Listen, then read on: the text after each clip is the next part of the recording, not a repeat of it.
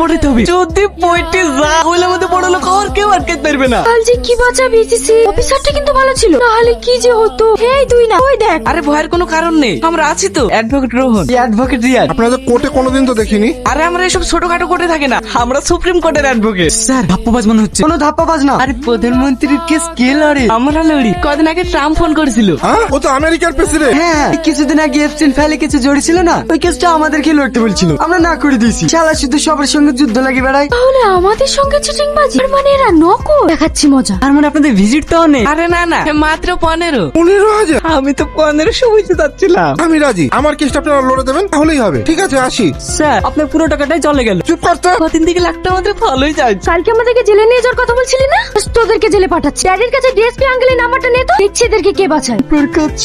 বলে দেন আপনাদের আসল পরিচয় বলে দেন। আসল পরিচয় দিলে তো একটা মাটিতে পড়বে না। আপনারা যে